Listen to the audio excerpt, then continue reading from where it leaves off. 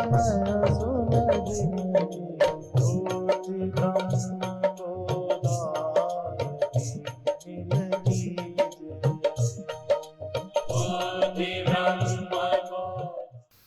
कथा क्यों सुनते हो, प्रवचन क्यों सुनते हो? सुनते समय आपके अंदर जो छिपा हुआ भाव है वो सुनते में प्रकट होता जाता है, गुदगुदी मिलती रहती है।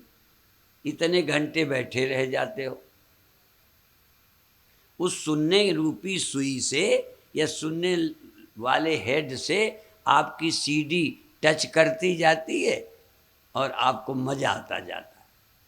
यदि आप अपनी सीडी अकेले सुन सकें, खुद ही आप पढ़ लें, खुद ही आप चिंतन करें। जब हम भगवान की महिमा गाते हैं तो आपके आंसू आ जाते हैं। हम का मतलब मैं अपने लिए नहीं बोला, मेरे प्रवचन से तो आंसू किसी ही को शायद आते हों,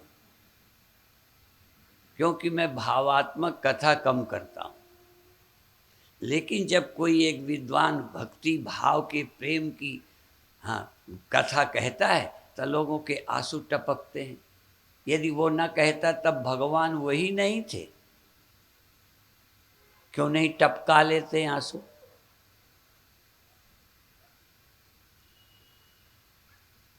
वही चीज यदि आप याद कर सकें, थोड़ा पढ़ा हो, वही बातें याद करें तो हमारी जरूरत नहीं पड़ेगी। वही सुख भक्ति का आप ले सकते हैं। इसीलिए कई लोग मंदिर में बैठे हैं, जब जनता होती है तभी आपको अपने गीत गाने का मन करता है। बहुत लोग आते हैं, स्वामी जी एक कीर्तन का समय हमें दे दो। अब वो मंच पे टाइम देंगे तो गाएंगे। यदि तुम्हें भगवान के गीत गाने का आनंद मिलता है तो अपने घर में क्यों नहीं गा लेते? या मंदिर में बैठ के गा लो, जनता हो ना हो, तुम्हें सुख लेना है ना। असल में आपका ध्यान नहीं जा रहा कि बिना मतलब आप पराधीनता बढ़ा रहे हैं। पहले गुरु की जरूरत है, पहले ग्रंथ की जरूरत है, पहले किसी से सुनने की जरूरत है उसके प्रकट करने के लिए।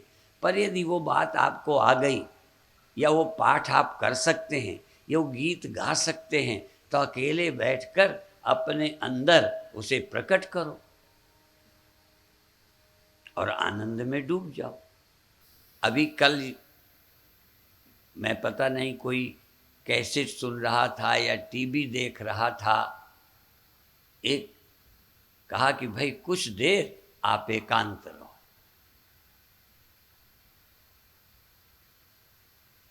अभी आपको भीड़ का सुख मिलता है। बहुत बार हमें भी अपने प्रवचन, अपने उस अभिव्यक्ति का आनंद नहीं मिलता। हम तुम्हें सुनाकर सुख लेते हैं। भगवान की महिमा की याद करके हमें सुख मिल सकता है। कोई याद करें सुखी हो जाए। क्या भगवान की याद में अकेले में सुख नहीं मिल सकता? जब हम अकेले हैं तब मेरे पास भगवान नहीं है। सारे भगवान भीड़ में इकट्ठे होते हैं।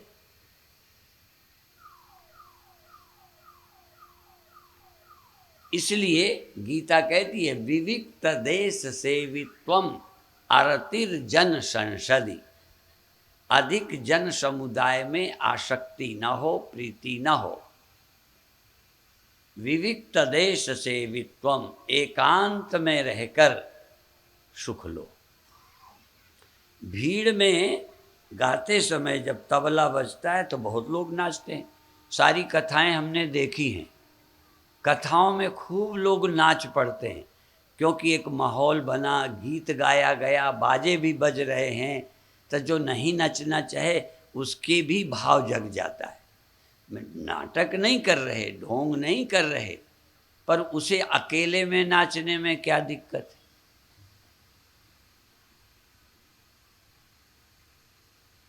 इसलिए जितना हम माहौल में नाच लेते हैं, इसलिए भक्ति भाव भादों नदी, भादों के महीने में नदी, और भक्ति भाव भादों नदी बहुत चली गहराए, पर सरिता वही सराहिए जो जेठ मास ठहरा है, जो गर्मी के दिनों में बहती है वो नदी है। ये तो नाले हैं, बरसात में बहने लगते हैं। ऐसे ही भक्ति भाव भी कथा में बहने लग जाता है। बरसात आ गई ना, सम्मेलन माने बरसात, बड़ा मजा आता है। अब ये सम्मेलन खत्म, वो कहाँ गया मजा? समझ में आता है? यदि आनंद लेना आ जाए तो तुम पराधीन रहोगे आनंद के। ये आनंद की पराधीनता मिटाना चाहते हैं। हमारा उद्देश्य काम छुड़ाना नहीं, स्त्री छुड़ाना नहीं, धन छुड़ाना नहीं, काम छुड़ाना नहीं, पर आनंद के लिए मोहताज न हो। आनंद तुम्हारा हो, काम खूब करते रहो।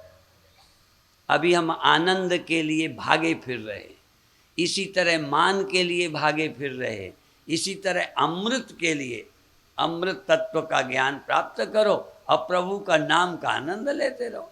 क्योंकि आनंद प्रकट होता है किसी और के सहारे। राम की याद करो, प्रभु की याद करो, भक्ति पैदा होती है।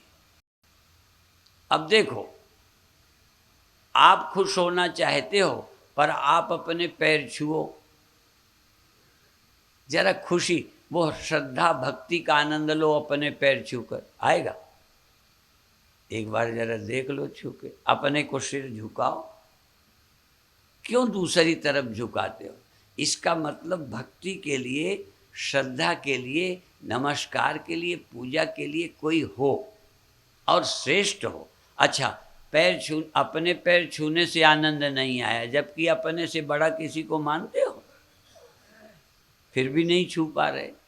और देखो, एक तरफ ये, फिर उसके छुओ जिससे तुम्हारी ईर्षा है, जो तुम उसे नीच समझते हो, पापी समझते हो, उसको पैर छुओ, फिर खुशी होएगी, वो भी गड़बड़। दूसरे के भी छुएंगे तब जब वो श्रेष्ठ लगे, पूज्य लगे, श्रद्धास्पद हो। जिस पर श्रद्धा नहीं, कैसे आनंद? तो जिस भगवान पर श्रद्धा नहीं, उसकी पूजा कैसे? इसलिए पत्थर की पूजा में आनंद नहीं मिलता। जिन्हें आनंद मिलता है उनके लिए वो पत्थर है ही नहीं, वो भगवान है, तभी आनंद मिलता है। ये सच्चाई मैं कह रहा हूं। अब तुम्हारे लिए जो कुछ हो तुम जानो। एक ही प्रतिमा सबके लिए एक जैसी नहीं है, एक ही संत सबके लिए एक जैसा नहीं है। किसी के लिए तुम श्रद्धा से आंसू बहाते हो, किसी को देखना ही नहीं चाहते। उसके भी चेले हैं, जिसे तुम देखना नहीं चाहते, उनके कोई चेले नहीं है। कोई उनके चरण छू के खुश नहीं होता। जिसके चरण छू के वो खुश हो रहे हैं, उसके तुम दर्शन भी नहीं करना चाहते। ये मामला अपना अपना है। ये कोई समाजवाद नहीं है, यह कोई साम्यवाद नहीं है, ये बिल्कुल पर्सनल है। ये साधना बिल्कुल वैयक्तिक है। इसीलिए जब हम कहते हैं कि भाई आप किसके भगत हो, तो कहते हैं वो सोच ही नहीं पाते। आपसे मैं पूछूं किसी एक लड़की से कि तुझे प्यार किससे ज़्यादा है, बताए ना बताए। कई बार कहीं बच्चियों का प्रेम हो जाए, बच्चों का, तो बाप की सुनते ही नहीं। उन्हें मालूम है कि प्यार किससे है मुझे।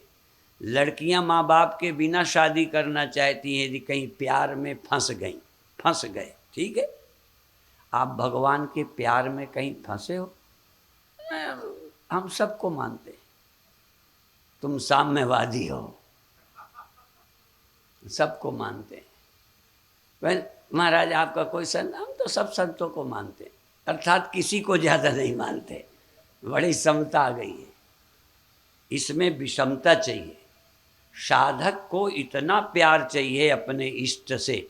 पूछते हैं तुम्हारा इष्ट कौन है? इष्ट बिना सब भ्रष्ट है। कोई पूछे तुम किसको पति मानते हो, हम तो सबको मानते हो। ये सबको मानने वाला मामला बड़ा विचित्र है। आप बधाई के पात्र हो यदि मेरी बात को समझ सको और कोई साधना का, इष्ट का चुनाव कर सको, या आपके अंदर सचमुच हो, रोज उसका भजन करो। कथा सुन लो, कोई बात नहीं है, पर आप किसी से प्रेम, आपका गुरु कोई हो, इस अर्थ में है जिसके दर्शन करो, जिसके चरण छू सको, जिसके दर्शन करके आपका दिल, इसलिए बिना श्रद्धा के, श्रद्धावान लभते ज्ञानम, नहीं तो ज्ञान तो बुद्धिमान ले सकते हैं, बुद्धिमान लभते ज्ञानम, पर श्रद्धावान को उस ज्ञान के साथ साथ साथ सुख मिलेगा। किताबें पढ़ोगे तो ज्ञान मिलेगा, इसलिए हमारे यहाँ पुस्तकों को भी पूज्य माना। हम भागवत को सर झुकाते हैं, हम जिससे ज्ञान लेते हैं, ज्ञान ही नहीं, उससे प्रेम करते हैं। जिससे प्रेम करते हो उसका सुख पति को, पत्नी को इसमें भी मालूम है। सिर्फ कई बार शादी होती है पर पति पत्नी का प्यार नहीं होता, तो काम तो क्षणिक सुख है, पर सतत साथ रहने का सुख नहीं मिलता, क्योंकि प्रीति नहीं है। तो ज्ञान लेते समय अच्छे लग भी जाएं, पर बाद में पीछे आगे अच्छे नहीं लगते, तो कैसे आपका मन टिकेगा? ऐसा गुरु चाहिए जिसको आगे और पीछे भी देखकर आपका मन खुश हो। कथा ही सुनते नहीं, दर्शन करते भी। काम सुख नहीं, वो रोटी बना रही है, चल रही है, बोल रही है, बैठी है, नहा रही है, तो भी मन खुश हो रहा है, इसका नाम प्रीति है। काम सुख तो जानवर भी क्षण भर ले लेते हैं, इसलिए ज्ञान सुख भी एक तरह से काम सुख जैसे ही है। कथा सुन के छुट्टी नहीं, जिसकी याद का आनंद आता रहे, जिसके सुमिरन की मस्ती बनी रहे, जिस ग्रंथ की बात याद कर। इसीलिए भगवान कृष्ण को स्मरण करने वाले लोग ये नहीं कि ज्ञानी नहीं होते, ज्ञान के बाद भी मधुसूदन सरस्वती, मधुसूदन स्वामी भगवान कृष्ण का स्मरण करते हैं। ज्ञान के बाद भी उनकी महिमा गाते हैं, और वही शब्द पूरा उपनिषद कृष्ण के भक्त कृष्ण के द्वारा गाते हैं। वही सच्चिदानंद रूप आए जिससे सृष्टि होती है। हाँ, उनके कृष्ण को नमन करते हैं। वही संपूर्ण परब्रह्म का निरूपण करने वाले लोग राम को नमस्कार करते हैं। अब ये भेद नहीं जल्दी समझ आएगा तुम्हें। वही संपूर्ण वेदांत का, लेकिन जब पूजा करते हैं तो शिव की करते हैं। वही ब्रह्म ज्ञान सबसे सुना जाता है, पर नमन अपने गुरुदेव को करके गदगद होते हैं। ये है भक्ति, ये है श्रद्धा। तो अब आप कुछ करिए। ब्रह्म तो मैं बताता ही बताता हूँ, तुम्हारा जो कोई इष्ट हो, जैसे यहाँ बैठे हो, आप किसी के गुरु के तो शिष्य होगे, तो आप अपने गुरुदेव को यहाँ बैठकर याद करके नमन करिए, और देखिए कुछ खुशी हुई कि नहीं। नहीं ऐसे में बने तो सर रख दीजिए। उनके चरणों को आप अपने सामने यहाँ ला सकते हो। एक आगरा में लड़के की शादी तय हुई, अग्रवाल लोग थे। तो जब मैं घर गया, उनकी माँ ने कहा आपके बेटे की शादी तय हो गई, मेरे को कहा, और वो जज की लड़की है। कहा तो मैं गया, तो माँ ने तो इतने जिक्र किया, लड़का फोटो लेके वो रखे था अपनी अटैची में, अपने उसमें, हाँ, तो लेके तुरंत आया, और ये नहीं कहा कि ये लड़की का फोटो है, कहता है इससे मेरी शादी हो रही है। इससे माने फोटो से हो रही है। वो कहता है इससे मेरी शादी। अब ऐसा खुश है जैसे उसी को लिए ही बैठा हो, फोटो लिए बैठा हो, नहीं जैसे वही है। इतना प्यार। ये लोग कहते फोटो को पूजते हैं, हम फोटो को नहीं पूजते।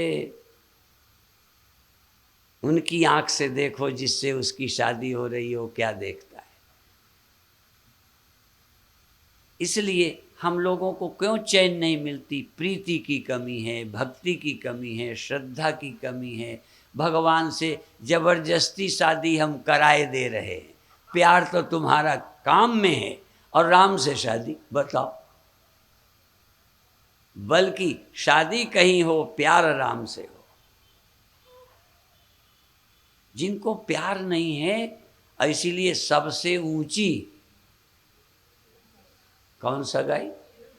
प्रेम सगाई। अब सगाई होती है, प्रेम है ही नहीं, इसलिए तलाक होता रहता है।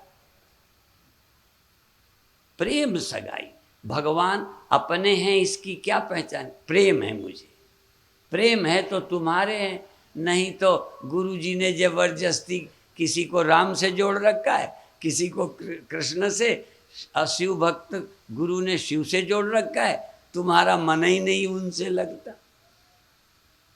तो गुरु ने शादी कराई तो या तो जिससे करा दी उसी से प्रेम कर लो कि मेरे गुरु ने शादी कराई है बस, या तो गुरु ने जो मंत्र दिया उस पर पूरी श्रद्धा कर लो, या फिर कहो गुरु जी हमें तो इन्हीं से करना है, करा सको तो इन्हीं से जोड़ दो। हम आप वाले भगवान नहीं चाहते, जो भगवान हम चाहते हैं। इसीलिए वो कागभूषुंड की कथा आती है ना, वो निर्गुण से जोड़ना चाहते थे, कहती मैं तो सगुण ही से करूं। अब गुरुजी नहीं माने, जबरदस्ती, तो अब गुरुजी ने श्राप दे दिया। जैसे माँ बाप कहें जा तू अपनी ज़िंदगी खराब कर, हमारे कहने से शादी नहीं करती, अपने मन से कर रही है, होता ही ना। अपने मन से करने वालों की दुर्दशा, मैंने तू जा पछताएगी, रोएगी। कई माँ बाप धमकियाँ दे के भविष्य के खतरे बताकर कहीं और कर देते हैं, वहाँ सेट ही नहीं होती। ये सच्ची बातें हैं, व्यवहारिक। तब गुरु अपना संप्रदाय थोपे जा रहे हैं, तुम्हारी नेचर, तुम्हारी परिस्थिति कुछ और है। मैं भी कागभूषुंड की तरह, जैसे गुरुजी ऐसे मैं ब्रह्म थोपे जाता हूं, पता नहीं तुम्हारा प्रेम कहाँ है। इसलिए आपसे मैं चाहता हूं जिससे श्रद्धा हो। तो अब आप एक बात आज कराएंगे। आज आप शरीर के प्रति होश रखकर, शरीर के प्रति, अभी हम शरीर के दृष्टा नहीं बने, शरीर द्वारा तुम्हारे दृष्टा हैं। शरीर द्वारा एक गुब्बारा बैलून को देखते हैं, हम और को देखते हैं, कुत्ता बिल्ली देखते हैं या प्रिय देखते हैं। तो इस देह के द्वारा प्रिय पत्नी, इस देह के द्वारा प्रिय पति, इस देह के द्वारा प्रिय फलाना। देह तुम्हें प्रिय नहीं बना। अभी देह के होने में देखो, और को देख के खुशी हुई, देह तुम्हारे पास है, खुशी हुई क्या? जितना पत्नी को, प्रेयसी को पार करके ऐसे देह को प्यार करते हो, वैसे इसकी रक्षा सबसे ज़्यादा करते हो। हमारे गणित से सबको देह परम प्रिय स्वामी, सबको अपना देह परम प्रिय है, लेकिन आनंद तो कम प्रिय वालों में है। जो कम प्रिय है, जो आग लगने पर जिसे छोड़कर भग गए, पत्नी थी तुम भागे तो किसको बचाया? अपने को, उसको छोड़ दिया। लेकिन फिर भी तुमसे पूछूं सुख तुम्हें किस में भासता है? उसमें जिसको छोड़ा है। और ये रोज है, उतना खुश नहीं हो, आनंदित नहीं हो। इसी तरह कई लोगों को ब्रह्म ज्ञान में सुख नहीं मालूम पड़ता, जबकि ब्रह्म आत्मा, ये तुम्हारी मैं तुम्हारे पास रोज है, पर मैं के होने से आनंदित नहीं हो। मैं कुछ पाके आनंदित हो रहा है। अपने मैं को टटोलो, मैं हूं करके तुम्हें आनंद मिलता है क्या? इसीलिए अभी तुम्हारा अपने से ही प्रेम नहीं है, अपने देह के, बल्कि अपना देह बर्बाद करके भी आनंद लेते हो। अपने देह की सुरक्षा की परवाह नहीं रहती। यदि तुम देह से प्यार करते हो तो इसकी ऊर्जा क्यों बर्बाद करें? कहना अलग है, तर्क देना अलग है, पर आपका प्यार अभी ऑब्जेक्टिव है, किसी और से है। इसीलिए तुम्हारे लिए भगवान भी और हों और तो अच्छा लगेगा। अब इसी प्रकार से तो अभी मैंने कहा अपने देह को प्यार करो, देह को खिलाओ। जैसे माँ को आनंद जब बच्चा होता है, बच्चे को खिलाती है, नीरस माँ बैठी हो, मन में खुशी ना हो, बच्चे कई बार बाहर पढ़ने लगते हैं तो तुम यहीं हो, आनंद नहीं रहता। पर जब बच्चा आ जाता है, गोद लेती हो तो देखो कितना अंदर, हाँ, क्या बढ़ जाता होगा, हेमोग्लोबिन बढ़ जाता हो। कई बार अनमैरिड लोग अस्वस्थ रहते हैं क्योंकि प्रेम कहाँ करें, बेचारे भगवान से है नहीं और प्रेम करने लायक कोई है ही नहीं। और जो स्त्रियां बच्चे वाली होती हैं, पति स्वस्थ हो जाती है, क्यों, खुशी रहती है।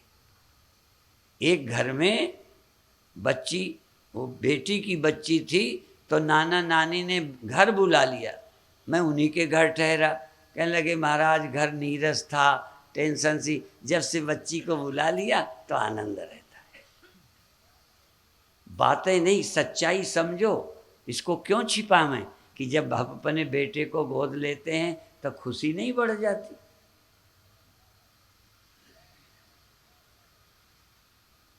संत महात्मा ये सब जानते हैं, ऐसे ही देह है पर खुशी नहीं। मैंने बहुत बार पहले कहा कि मैंने अपने देह का आनंद उन दिनों जाना जब मैं ध्यान करता था, तब मुझे अपने देह का आनंद मिला, मेरी नस नस में खुशी थी। तो इसी तरह से आप भाव का आनंद, प्रेम का आनंद, भक्ति का आनंद जब मिलेगा तब फिर भावातीत, हाँ, और मन के पार बाद में जाओ। पहले हम मन के पार ले जाते हैं, जैसे कोई कहे ना शादी करो ना कुछ करो, चलो बाबा बन जाओ। अब जंगल में बने रहेंगे, आनंद से वंचित रहेंगे। एक एक आनंद का क्रम से पार करो। देहानंद भी है, विषयानंद भी है और भावानंद भी है, फिर निर्गुणानंद में जाओ। हाँ, निर्गुणानंद, गुणातीतानंद, स्वरूपानंद, ब्रह्मानंद एकदम नहीं मालूम पड़ता। तो अब आप एक बार मैं करके बताऊंगा, अंदर से श्वास लेते रहना और अंदर से अपने देह के दृष्टा होना, देह को जानना और शरीर की हरकतें ऐसे।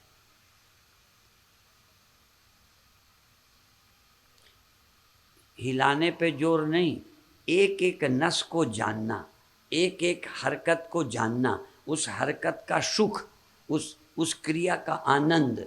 एक योग का नाम है क्रियानंद, एक अक्रियानंद भी होता है, एक क्रियानंद, क्रिया योग। तो शरीर को कुछ करो और तुम चाहो वैसा करो, आगे को झुक जाओ या प्रणाम करो या हिलो या ऐसे ऐसे। आप एक भी हरकत आपको छिपी न रहे, मालूम पड़े, और मालूम न पड़े खुशी हो, कैसे हिले। इसीलिए योग में एक और विशेष बात है, कुंडलनी चक्र जागृति क्रिया। जब वो जग जाती है शरीर में, पहले तो जगाओ ना, जगाना, जैसे दिया पहले जलाते हैं, फिर जला के जलाते जलता रहता है, बोलो, फिर जलता रहता है। शुरू में क्रिया जगाओ, कुछ करो, और फिर जब जग जाएगी ना तो लोग कहेंगे बंद कर। हम लोग सभा में कहते रुक जा, सारे को डिस्टर्ब करता है, पर वो रुकती नहीं, होती रहती। कोई चिल्लाता है, कोई रोता है, कोई हिलता डुलता है, जैसे कोई आ गया है, कोई उछल जाते हैं ऐसे अंदर से। फिर वो तुम नहीं करते, या तो कोई गुरु जगा दे या तुम जगाओ। कोई ऐसे महात्मा, उनकी कृपा से जग जाती है। कोई स्वयं भी भगवान की कृपा से लगें और धीरे धीरे जगाएं तो जग जाएगी। वो श्वास के द्वारा भी जगती है, शरीर की क्रियाओं से भी जगती है, हाँ, संकल्प शक्ति से भी जगती है, जगाई जा सकती है। अब आप आंख बंद करिए, जैसी आपकी इच्छा हो, श्वास लेना, शरीर को हिलाना, लेकिन पूरा प्रेम करो। अपनी एक एक क्रिया को, श्वास को, भाव को, जिस भाव के सुख में डूबो, जैसे भगवान के आगे नाच रहे हैं, भगवान के आगे बैठे हैं, भगवान के आगे हाथ जोड़ रहे हैं, या हिल रहे हैं, या सिर झुका रहे हैं, पर आप जो भी करो अपने को देखते रहो। यहाँ अपने का अर्थ अपने देह को, अपने का अर्थ अपने मन को, अपने का अर्थ अपने मनोभावों को देखते रहो कि किस में सुख मिला, क्या करने में सुख मिला, क्या करने में प्रेम नहीं आया। प्रेम को भी देखो, क्योंकि सबका फल है एक भाव की जागृति, प्रेम की जागृति। इसीलिए भगवान के भक्तों ने कहा कि बिना नाम का यदि सुख भी मिले मुझे नहीं चाहिए, बिना भक्ति का सुख मुझे नहीं चाहिए, मुझे मुक्ति तक नहीं चाहिए, भगवान की प्रीति भक्ति का सुख चाहिए। और भक्ति का जिसे सुख मिल जाता है, मुक्ति तो अपने आप मिल जाती है। इसलिए आज भाव सुख को जगाने के लिए जो इच्छा हो करो, नमस्कार करो, आरती करो, बोल के करो, मौन हो के करो, शरीर के हाथ जोड़ो, ऊपर हाथ उठाओ, हाथ फैलाकर भगवान को अपनी छाती से लगा लो, उनके चरणों पे गिर जाओ। कोई न कोई आपके अंदर सोया भाव पड़ा है, आपको शायद मालूम भी नहीं कि क्या मुझे अच्छा लगेगा। भगवान के चरणों में मन से गिर के देख लो, हाथ जोड़ के देख लो, और आंखें बंद करते मन की आंखों से भगवान के दर्शन करके देखो, और भगवान के आगे बैठे बैठे नाच के देखो। बैठे बैठे भगवान के आगे नाचो, जिसमें सुख मिले उसको देर तक करते रहो। कई चीज़ें करके देखो। कई बार जब हम लोग दीपक जलाते हैं, नहीं जलता तो बत्ती को निचोड़ते हैं, सूखी बत्ती हो तो गीली करते हैं। ऐसे ही आप अपने अंदर के दिव्य भावों को जगाने के लिए जो संभव हो करो, जो भी संभव। आपको चिढ़ाए तो भगवान से चिढ़ो, भगवान को बड़बड़ाओ कि तुमने क्या किया, अभी तक मेरा कुछ बना नहीं। शिकायत करो, हो सकता है शिकायत से रीझ जाए। भगवान की कृपा आपके अंदर प्रकट हो, उसके लिए आपके अंदर प्रेम पैदा हो जाए। सारे संतों ने, भक्तों ने भगवान को से प्रेम मांगा। क्यों? प्रेम आ जाएगा तो सब कुछ आ जाएगा। प्रेम ही तो नहीं आता, भक्ति ही नहीं आ पाती। क्रिया कर लेते हैं, भक्त नहीं हो पाए, और सब कुछ सुन लेते हैं, प्रेम नहीं पैदा हुआ। हमारा मन पत्थर है, पिघलते ही नहीं, प्रेम करते ही नहीं। और जो बहुत था, कई कथाओं से, नास्तिकता से, फालतू की चीज़ें पढ़कर भगवान का प्रेम के उदय होने का मार्ग ही जैसे अवरुद्ध हो गया है। जगाइए प्रेम। और इसीलिए कथाएं होती हैं कि कथा में प्रेम जग जाए। बहिरंग न हो, अंतर प्रेम जगाओ, अंतर भाव जगाओ। कई बार मैंने हाथ जोड़कर नमस्कार किया तो 2-2, ढाई-ढाई, 3-3 घंटे तक प्रणाम ही करता रहा। प्रणाम छोड़ने का मन ही नहीं हुआ। प्रणाम में इतनी प्रीति हो गई, श्रद्धा हो गई, सुख मिलने लगा कि वो छोड़ा ही नहीं गया। बहुत बार अंदर सुमिरन का सुख जगा तो भोजन करते रहे यंत्रवत, पर आनंद में डूबे रहे। आप भगवान की प्रीति में डूब जाओ। नाम लेते, श्वास में नाम लेते, प्रार्थना करते, जो आपको शब्द आता हो वही बार बार मंत्र बोलो। ओम नमः शिवाय, ओम नमो भगवते वासुदेवाय, ओम क्लीं कृष्णाय नमः, ओम ऐं ह्रीं क्लीं चामुंडायै नमः। नमः। अब भगवान के लिए प्रीति कुछ तो करो।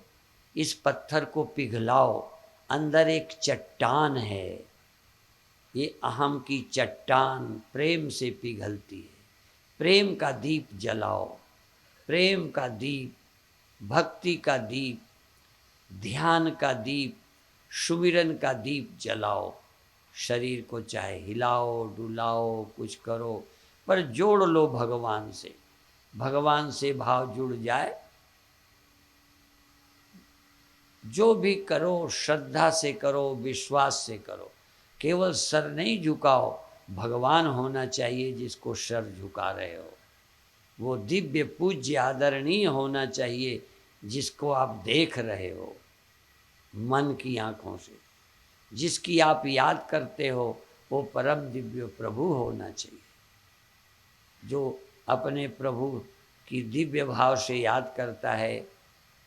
और यहाँ तक ये शरीर भी दिव्य है, भगवान ने दिया है। ये इंद्रियां भगवान ने दी हैं, ये मन भगवान ने दिया है। ये समझ कर प्रेम करो।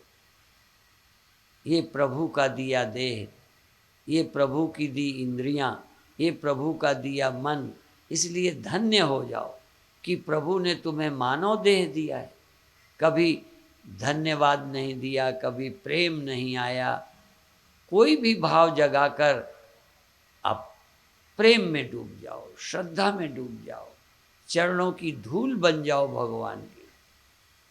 भगवान के गीत गाने वाले गाते हैं, मैं लिपट जाऊं कच्छ बन के श्याम आते, और लटक जाऊं लट बन के, तेरे सिर पर बाल बन के लट बन के लटक जाऊं।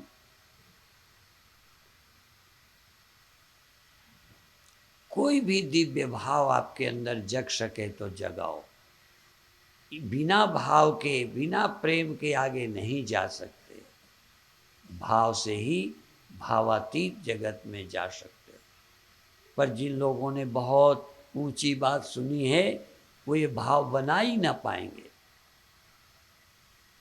भाव बना न सकेंगे और सुख को तरसते रहेंगे। प्रेम विहीन जीवन नीरस रहता है।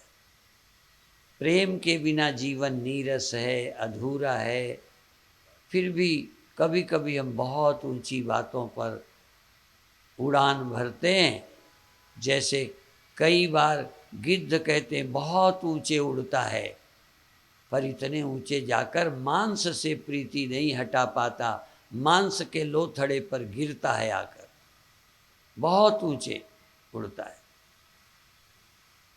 इसी तरह लोग कहते हैं कौवा कितना चतुर चालाक हो, पर गंदगी में चोंच मारता है। ऐसे तुम कभी कौवे की तरह, कभी गिद्ध की तरह बड़ी ऊंचाइयों पर जाते हो, पर प्रीति तुम्हारी संसार में रहती है, भगवान से नहीं हो पाती। भगवान से प्रीति होगी तो तुम अपने आप ऊंचे भी न जाओ, जमीन पर बैठे रहोगे तो भी मांस से प्रीति हट जाएगी। तुम गिद्ध न रह के, हाँ तुम कौवे न रहकर कोयल हो जाओगे, तुम बगुला न होकर हंस हो जाओगे। ये हंस होने की कीमिया, लोहे को सोना बनाने की कीमिया भाव है, भक्ति है, श्रद्धा है। एक बार श्रद्धा भाव में डूबिए, फिर देखिए कितना बड़ा चमत्कार होता है। भक्ति में इतना चमत्कार है, प्रेम में इतना चमत्कार है। आप शरीर को जो चाहो, जैसा चाहो, वो आपको छूट है। पर ये देखो किसमें सुख है। भगवान के चरणों में गिरने का सुख जानते हो? जानते हो तो गिर जाओ। हाथ जोड़े प्रतिमा की तरह बैठे रहो। प्रतिमा बैठी रहे आशीर्वाद देने को, तुम आशीर्वाद लेने के लिए हाथ जोड़े बैठे रहो। तुम हाथ फैलाए, झोली फैलाए भगवान के आगे बैठे रहो। वो कृपा की भीख डाल दें, प्रेम का भाव दे दें, आपके अंदर भक्ति जगा दें, उनसे मांगो। पोज बनाओ, इसको मुद्रा बोलते हैं, प्रार्थना मुद्रा। हाँ, भीख की मुद्रा। भगवान के आगे झोली फैलाए, हाथ फैलाए। कई लोग गुरु के आगे भी दोनों हथेली ऊपर ऐसे करके बैठते हैं, कई सर झुकाते हैं, कोई दंडवत करते हैं। आप मन से भी देखो, गिर के प्रणाम करना अच्छा लगता है कि बैठे बैठे थोड़ा सिर झुकाना अच्छा लगता है, या हाथ जोड़ने भर से काम बन जाता है। जिससे आपको संतोष हो, तृप्ति हो, रस हो, वो करो। 3 मिनट और इसके बाद छुट्टी। 3 मिनट आपको छूट दे दी।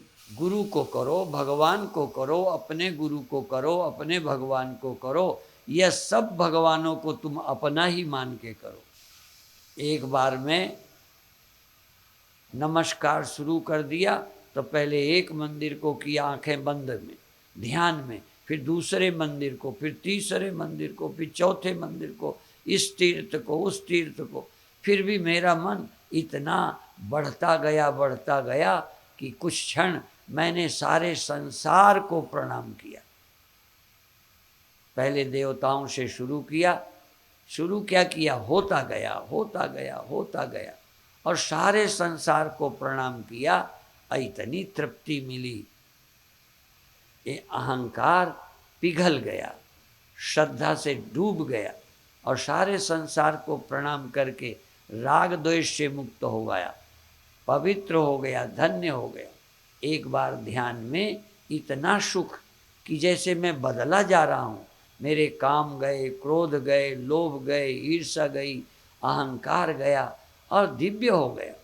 प्रभु के सुमिरन से दिव्यता आ जाती है, प्रभु की प्रार्थना से दिव्यता आ जाती है, प्रभु से जुड़ने से पवित्रता, दिव्यता, हाँ, अनिर्वचनीय सुख की प्राप्ति होती है।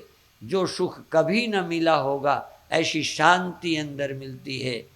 1 मिनट और किसी भाव दशा में जाकर सुख में डूब जाओ, भाव में, प्रेम में, भक्ति में, दिव्य क्रियाओं में, दिव्य भाव में, दिव्य प्रेम में डूबो और धीरे धीरे धीरे फिर थोड़ी देर बाद सहज भाव से बाहर आ जाओ। फिर जो देखा, जैसे भीतर भाव जगत में दिव्यता लाए, धीरे धीरे इन हाथों से बाहरी जगत को भी उसी तरह छुओ, इन आँखों से बाहर भी उसी तरह देखो। जो ध्यान में दिव्यता थी, भाव में, वही आँखों से देखते। कभी मैं मंदिर में जाता, हाथ जोड़ के खड़ा होता और देख करके आनंद में डूबा रहता। पहले भीतर जगा तो बाहर भी जग गया। देखता रहता एकटक, सुनता रहता एकटक, खाता रहता और आनंद में डूबा रहता। आप भी उस दिव्य सुख को जगाओ। ये काम तुम्हें करना पड़ेगा। अंतिम बात कह दूं, ये तुम्हें करना पड़ेगा। सहायता भले किसी की ले लो। और एक काम है जो करना नहीं है, वो है अकृत। वो अकृत है। नास्ति अकृतः कृतेन। जो परब्रह्म है, भाव तक तुम्हें करना है, साधना तक तुम्हें करना है। इसके आगे साधनते नहीं हुई, तुम्हारी कृपा पाओ कोई। फिर उसके बाद जो परम सत्य है वो करने की चीज़ नहीं है, वो सदा विद्यमान है, तुम्हारे भीतर है। वो कर्म फल नहीं है, क्रिया से परिवर्तित हुआ नहीं है। ये तो यहाँ तक तुम्हें करना है। इसके बाद गुरु कृपा से, प्रभु कृपा से प्राप्त की प्राप्ति होगी। नित्य प्राप्त है, सदा तुम्हारा स्व है। यहाँ तक करोगे फिर प्राप्त हो जाएगा। इसीलिए भक्त कहते हैं, संत कहते हैं कि आप प्रेम करो, मुक्ति तुम्हें मिल जाएगी, लानी नहीं पड़ेगी। मुक्ति साधना का फल नहीं है, मुक्त स्वभाव है, सत्य स्वभाव है। अब यहीं समाप्त। धीरे धीरे सहज भाव से छोड़ दीजिए।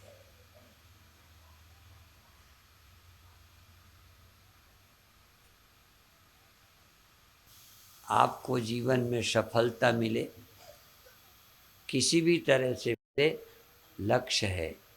जैसे कमाने वाले लोग कभी कपड़े की दुकान करते हैं, उसमें सफल नहीं हुए तो सोने की सराफे की दुकान करते हैं। लक्ष्य है जैसे धनी बनना, ऐसे जीवन को धन्य बनाने के लिए है। किसी साधना पद्धति के लिए आग्रह नहीं, पर जिससे तुम्हें सफलता मिले, जिसकी सहायता से मिले, बिल्कुल अपने जीवन को लक्ष्य तक प्राप्त करो। गुरु भी सहयोगी है, मंत्र सहयोगी हैं, पद्धतियाँ सहयोगी हैं। पद्धतियाँ गोल नहीं हैं, गोल है जीवन को पूर्णता तक पहुँचाना। इसलिए किसी मत आग्रह का हमें जोर नहीं है, किसी गुरु या गुरु मंत्र का आग्रह नहीं है, पर जिस तरह तुम पहुँच सको पहुँचो। ये अवसर है, मुश्किल से मिलता है। मानव तनम कितनी योनियां भटक कर मिलता है, शायद जानते नहीं। इसलिए इस अवसर का फायदा उठाइए। ओम शांति शांति शांति।